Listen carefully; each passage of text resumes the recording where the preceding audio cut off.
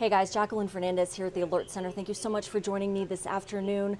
Per usual on Tuesdays, we do talk to the Better Business Bureau, either Josh Planos or Jesse Schmidt, who's joining me today. And today we're chatting about best practices if you want to help donate to the wildfire relief effort in California.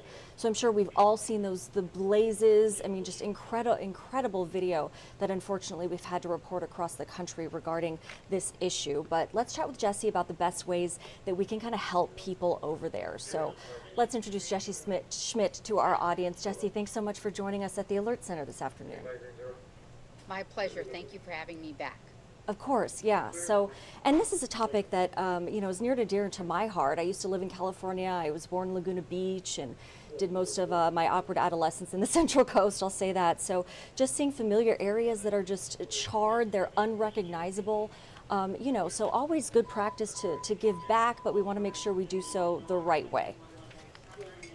Well, Jacqueline, exactly. You can put a face to all of the devastation out there and all the, tens of thousands of homes that I believe the latest number is 12,000 homes and buildings have been burned. And that just pulls on all of our hearts. And what is it that we can do? So we want you to be educated when you're making a donation. So first and foremost, make sure that charity is trustworthy. Before giving, search that charity's report on give.org and ensure that that charity meets the BBB standards for charitable accountability. And look for specific fire relief activities in that appeals name. Be wary of those organizations that have a very vague program description and don't really explain how they're going to assist. And we do see a lot of clickbait and phishing scams pop up during these sorts of times. Scammers are where the people at, and they know that, this is compelling to us and that we're a very giving society.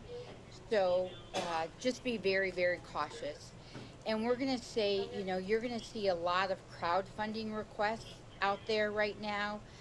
Some of them are going to be legitimate. And some of these crowdfunding sites do a lot to vet who sets up those crowdfunds, but some do not. So just be very, very cautious. And again, some states, California, required charities to register for them. So that would be our last point of advice.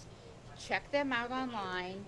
Check to see if they're registered with the state of California, and then if it all looks good, then please proceed with making a donation.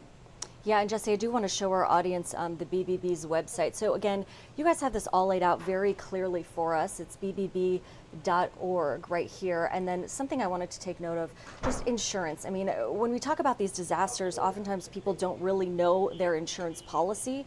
So make sure you read between the lines. You know what you're doing when you're buying your home insurance, so you know if you're covered. So that's kind of something that's major.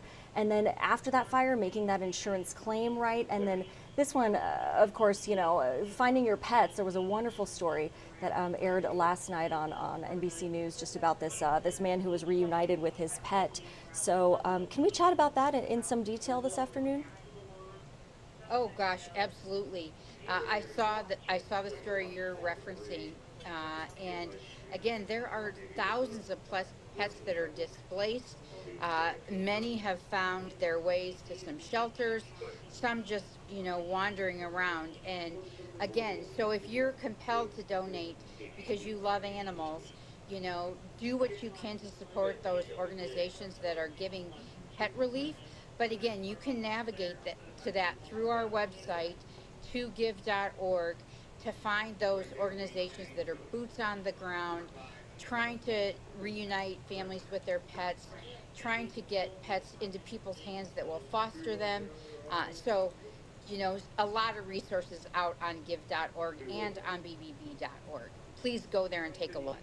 Yeah, that's great. And I have that up for everyone to see. So some of these things, just very briefly, act fast, check the neighborhood regularly, visit local shelters, post an ad online. I mean, these are things that, pet owners can do. So, but the act fast, I think, is really important. As a pet owner, my dog came off the leash a couple times, unfortunately, and I know the faster you get out there, the more likely you are to find them. So some good advice there for sure. And then, Jesse, I was just going to ask you, tell us, how far does your money really go in situations like this? Well, our money goes far further than our merchandise. For every dollar that we give, feeding organizations, can give like a dozen meals. So, well, it seems like a great idea to, truck some water out there or pack up some clothes and send them. Really, monetary donations can go the furthest. And that doesn't mean that organizations aren't grateful for those donations of goods and services, but really your money goes a long, long way to having a huge impact in disasters like these. Yeah, and that makes sense because, I mean, being here in Nebraska resident, we might not necessarily know what specifically is needed, so these organizations can help you kind of figure that out through your cash donation. So some good tips there. Absolutely. Wonderful. All right, Jesse, well, thanks so much for your time today joining us at the Alert Center. We appreciate it, and we'll be seeing you. Thanks for having me back. Good to see you. All right, good to see you as well. Have a good day. You too. All right, so we were just chatting with Jesse Schmidt from the Better Business Bureau just about how we as Nebraskans can give back to people who are experiencing those wildfires, that total destruction and devastation throughout the state of California. So some sad news there, but there are ways to give back. Again, you just want to make sure that you are following best practices. If you want to get a little bit more information on that, you can always head to the Better Business Bureau's website. That's bbb.org. Now, in the interim, I do want to chat a little bit about the weather. So what's it looking like outside today? At last check, we did have a couple first alert weather days. We'll see if that's still in the midst of our future things to come. Let's take a live look outside at our Blackstone camera now. So here's a live look.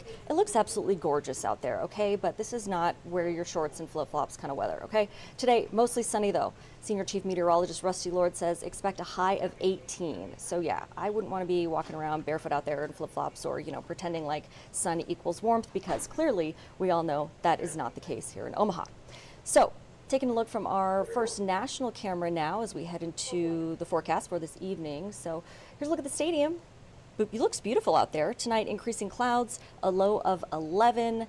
Then heading into Wednesday, partly cloudy, a high of 37. And as we head into Thursday, let's take a look at 90th and Dodge, kind of take a look at the traffic there. Thursday, mostly sunny and mild, a high of 48. So that is the day you want to call in and be sick, okay? Thursday just sounds too good to be true from what we've experienced so far. But yes, so Thursday is the day you probably want to be driving around 90th and Dodge. You can even maybe crack the windows open just a little bit. So do enjoy Thursday for all of its worth. And if you do have Thursday off, I am jealous in a good way. So get out there and for sure enjoy it. In the meantime, I do just want to say thank you so much for joining us at the Alert Center, and make sure you stay tuned for our broadcast at 3 o'clock with our Dave Zavolinsky. Until then, bundle up and enjoy Thursday. Be in the Thursday state of mind, right? It's going to be gorgeous out there. See ya.